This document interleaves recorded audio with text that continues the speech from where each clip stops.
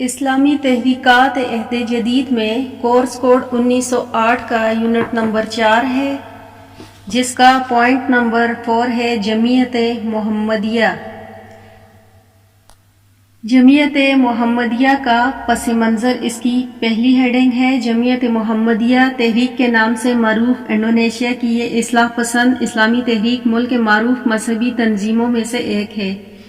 اس تنظیم کے متحد شاخیں انڈونیشیا کے تقریباً سبھی جزائر میں تعلیمی اور سماجی بہبود کے کاموں میں مصروف ہیں۔ حالیہ دنوں میں ایک تحریک نے ساری دنیا کی توجہ اپنی طرف مبذول کرانے میں کامیابی حاصل کی اور اس وقت مسلم جنوب مشرق ایشیا میں یہ سب سے زیادہ طاقتور اور اصلاح پسند تحریک بن کر سامنے آئی ہے۔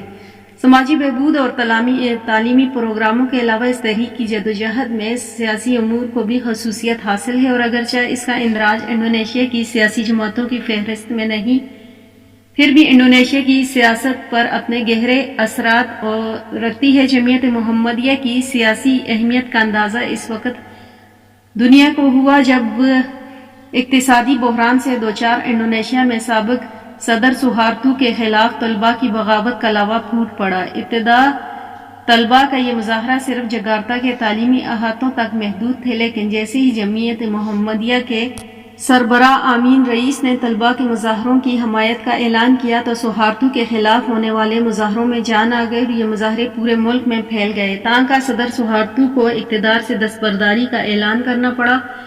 کہا جاتا ہے کہ سہارتو کے 32 سالہ اقتدار کے خاتمے میں رئیس امین کا رول سب سے نمایاں ہے۔ 13ویں اور 14ویں صدی عیسوی تک مسلم تجار اور صوفیہ انڈونیشیا کی بندرگاہوں پر فروکش ہونے لگے تھے۔ اسلامی روایت کے مطابق مسلمان تاجروں اور صوفیہ جہاں کہیں بھی گئے، انہوں نے اپنے کردار و عمل سے وہاں کے لوگوں کو متاثر کیا۔ انڈونیشیا مقامی باشندوں سے ان مسلمان تاجروں کے عمل اور صوفیہ کی دعوت سے متاثر ہوئے، اور 17ویں صدی عیسوی تک شرق الہند کے جزائر میں متعدد مقامات اور علاقے ایسے تھے جہاں کے لوگوں نے اسلام قبول کر لیا تھا۔ مسلم صوفیاء نے ان جگہ پر اپنے مدرسے اور خانقاہیں قائم کی، جن میں اسلام کی روایت پروان چڑھی، جو خالص اسلامی ہونے کے ساتھ ساتھ جنوب مشرق ایشیائی کی نمائندہ ہے۔ اس کی بنیاد اسلام کے 5 ارکانوں پر تھی: شہادت حق، عقیدہ توحید، 5 وقتہ نمازیں، سالانہ عشر و زکوٰۃ، رمضان کے روزے اور مکہ مکرمہ کا حج۔ البتہ دیگر علاقوں کی طرح انڈونیشیا میں اسلامی اور مقامی روایت و مذہب عمل میں آیا، خصوصیت کے ساتھ بدھ ازم اور ہندو ازم کی مذہبی روایات کے ساتھ۔ 16ویں صدی عیسوی کے آخر دہائی 1996 میں مغربی یورپ کے ڈچ انڈونیشیا کے سب سے بڑے جزیرے جاوا میں داخل ہوئے، اور رفتہ رفتہ تقریباً سبھی انڈونیشی جزائر کو ڈچ استعمار میں شامل کر لیا گیا۔ عام مغربی روایات کے مطابق ڈچ حکمرانوں نے انڈونیشیا میں قوم پرستی کے بیج بوئے، اور 20ویں صدی کے آغاز تک وہ اپنی کوشش میں بڑی حد تک کامیاب ہو گئے، اور ان کے درمیان کشمکش بھی پیدا ہو گئی، البتہ استعمار کے ساتھ مزاحمت میں دونوں ساتھ ساتھ تھے۔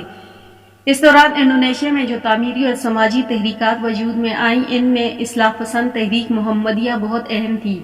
اس کے بانی انڈونیشیا کے ایک مقامی عالم دین تھے، انہوں نے کے ذریعے 1912 میں اس کا قیام عمل میں آیا۔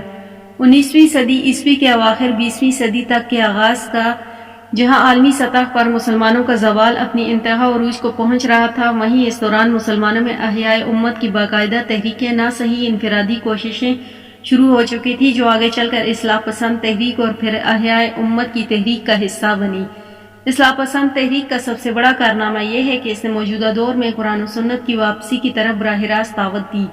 اس تحریک میں جدیدیت کا عنصر بھی شامل تھا، اور اس کے افراد کی جانب سے جدید طرز کے اسکولوں اور خواتین اور نوجوانوں کی تنظیم کی قیام کے جیسے اقدامات بھی کیے گئے۔ انڈونیشیا، ملائیشیا اور سنگاپور جیسے شرق الہند میں جو مقامی روایت در آئی تھی، انہیں مسترد کر دیا گیا، لہٰذا یہاں کے اصلاح پسندوں نے طلباء کے لیے اسکول قائم کیے، علمی جرائد نکالے اور اپنے خیالات و نظریات کو پھیلانے کے لیے تنظیمیں قائم کی۔ انڈونیشیا میں جمعیت محمدیہ کا قیام اس طرح کی اصلاح پسند خیالات کا آئینہ دار تھا۔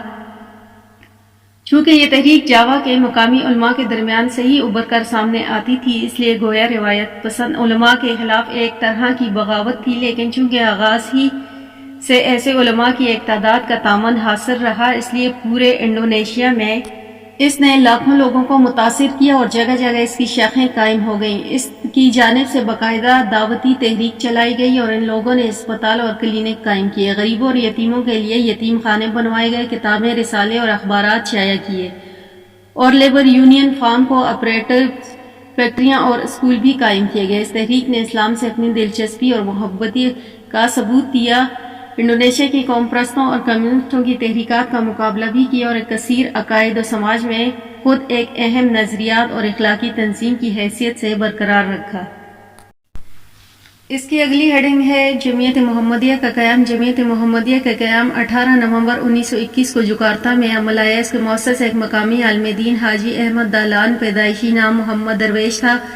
حاجی احمد دالان کا تعلق جکارتا کے ایک دیندار اور مسلم گھرانے سے تھا۔ اس کے والد اور نانا وہاں مسجدوں کے متوالی تھے۔ ابتدائی اور ثانوی تعلیم انہوں نے گھر، مسجد اور اسکولوں میں پائی۔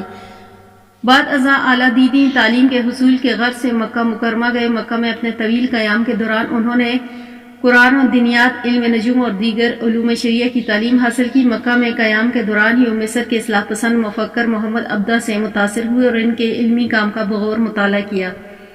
مکہ سے واپس جب انڈونیشیا آ گئے تو سب سے پہلے انہوں نے اپنا نام تبدیل کر کے احمد دالان رکھا اور مشرق میں اپنے والد کی جگہ لے لی۔ اس کے بعد انہوں نے پورے جزیرے جاوا کا سفر اس طرح کیا کہ کپڑوں کی تجارت کرتے تھے اور لوگوں میں اسلام کے پیغام کو عام کرتے تھے، اور اپنے سفر کے دوران انہوں نے ان لوگوں کی بھی حوصلہ افزائی کی جو مسلم معاشرے کی ترقی کے کاموں میں مصروف تھے یا ان کاموں کو کرنا چاہتے تھے۔ دعوت اور تجارت کا یہ تصور انڈونیشیا کی جمعیت محمدیہ کا آج بھی امتیازی وصف ہے۔ حاجی احمد دالان نے اپنی پوری زندگی اس خالص اور اسلامی تحریک کے لیے وقف کر دی۔ انہوں نے اپنی باقی عمر کا بیشتر حصہ دعوتی اسوار میں گزارا، یہاں تک کہ جب وہ بیمار ہو گئے تب بھی اپنے دعوتی مشن کو جاری رکھا۔ جس سال ان کی وفات ہوئی اسی سال میں انہوں نے 17 سفر کیے۔ ان کے شاگردوں نے انہیں جب آرام کا مشورہ دیا تو انہوں نے اس بات پر زور دیا کہ میں جتنا یہ کام تیزی سے کروں گا میری بعد کے آنے والی نسلوں کو آسانی رہے گی۔ یہی وجہ ہے کہ 59 برس کی عمر میں جب ان کا انتقال ہوا تو جمعیت محمدیہ کی جڑیں انڈونیشیا کے مسلم ممالک میں کافی گہری ہو چکی تھی اور اس نے ایک مستحکم اصلاحی تحریک کی شکل اختیار کر لی تھی۔ انتقال سے پہلے احمد دالان نے اپنے شاگردوں اور رفیقوں کا ایک نمائندہ گروپ بھی تشکیل دیا جو ان کے بعد ان کے کام کو جاری رکھتا اور اس میں وہ کامیاب بھی رہے۔ حاجی احمد دالان کو اپنے کام جاری رکھنے میں اسی وجہ سے بھی خاصی آسانی ہوئی کہ ڈچ حکمران 1945 تک انڈونیشیا پر قابض رہے، انہیں باغی یا انقلابی نہیں مانتے تھے۔ وہ آخری وقت تک اپنی مسجد کے متوالی رہے اور معاشرے میں تبدیلی لانے کے غرض سے کبھی بھی سخت گیر موقف کی حمایت نہیں کی۔ بڑی حد تک مروجہ سیاست سے انہوں نے خود کو الگ تھلگ رکھا، جس کا بڑا فائدہ یہ ہوا کہ ان کی تحریک سماجی سطح پر بہت مستحکم ہو گئی۔ حاجی احمد دالان اور ان کے ساتھیوں نے اپنی تحریک کو ہمگیر بنانے کے لیے معاشرے کے تمام طبقوں کے لیے اپنے پروگرام بنائے۔ نوجوان اور خواتین کے امور پر انہوں نے خاصی توجہ دی۔ 1930 میں محمدیہ تحریک نے ایک کمیٹی قائم کی جسے مذہبی اور سماجی زندگی کے مختلف پہلوؤں کا جائزہ لینے کا کام سونپا گیا۔ اس کمیٹی نے اسلامی قوانین، سیاست، خواتین کے امور، بچوں، نوجوانوں، اسکاؤٹوں وغیرہ کی تعلیم، لائبریریاں، فن تعمیر، سماجی بہبود و صحت عامہ کے مسائل، اقتصادی ترقی اور اوقات کے انتظامات سے متعلق اہم تجاویز پیش کیں، جن کی روشنی میں تحریک کو اپنا آئندہ کا لائحہ عمل ترتیب دینے میں بڑی آسانی رہی۔ جمعیت محمدیہ نے خواتین میں اپنے کام کو مؤثر بنانے کے لیے جمعیت عائشہ کے نام سے ان کی الگ تنظیم قائم کی، ان کی تعلیم اور تنظیمی بہبود کے منصوبے بنائے۔ البتہ عورتوں اور مردوں کے درمیان مطلوبہ دوری کو اس نے ہمیشہ بنائے رکھا۔ اس نے خواتین میں طبی تعلیم کے حصول کی حوصلہ افزائی کی، کیونکہ اس طرح خواتین میں مریضوں کی دیکھ بھال اور علاج کا کام زیادہ بہتر طور پر ہو سکے گا۔ جمعیت عائشہ سے متعلق خواتین کو ڈھیلا ڈھالا لباس پہننا، اسکارف پہننا، خواتین کی یہ تنظیم عالمی سطح کی خواتین تنظیم میں ایک اہم اور مؤثر تحریک تھی۔ جمعیت محمدیہ موجودہ انڈونیشیا کے مسلم معاشرے پر گرفت رکھنے والی دو بڑی اور مؤثر ترین تنظیموں میں سے ایک ہے۔ یہ تنظیم نہ صرف بحیثیت تنظیم صاف ستھرے ریکارڈ کی حامل ہے بلکہ اس کی قیادت بھی بدعنوانی جیسے الزامات سے پاک ہے۔ کروڑوں کی تعداد میں رکنیت کی حامل جمعیت محمدیہ کا بڑا حصہ متوسط طبقے پر مشتمل ہے۔ اس سے وابستہ افراد کی زیادہ تر سرگرمیاں رضاکارانہ ہوتی ہیں۔ 1945 میں انڈونیشیا کی آزادی کے بعد اگرچہ تنظیم کے ڈھانچے اور طریقہ کار میں بعض جزوی تبدیلیاں آئیں لیکن اس کی بنیادی صفات پہلے جیسی برقرار رہی۔ اس تحریک نے تقریباً ایک صدی طویل اپنے دعوتی سفر میں انڈونیشیا کے معاشرے پر ہمگیر اثرات چھوڑے۔ اس نے عام لوگوں کے ایک ایسے مذہبی نظریے کی طرف رہنمائی کی جو علمی بھی ہے اور صاف ستھری اخلاقیات پر مبنی ہے۔ تحریک کا یہ مذہبی نظریہ مشرق بعید کے مخصوص تمدنی اور ثقافتی ورثے کے ساتھ ساتھ رہتے ہیں، اپنی اسلامی شناخت برقرار رکھتے ہیں اور اپنے کارکنوں کی پیش آمدہ حالات میں نئے تجربات کرنے کی دعوت دیتا ہے۔ توقع ہے کہ آئندہ صدی کے انڈونیشیا کی تعمیر میں جمعیت محمدیہ کا رول بہت اہم اور مؤثر ہوگا۔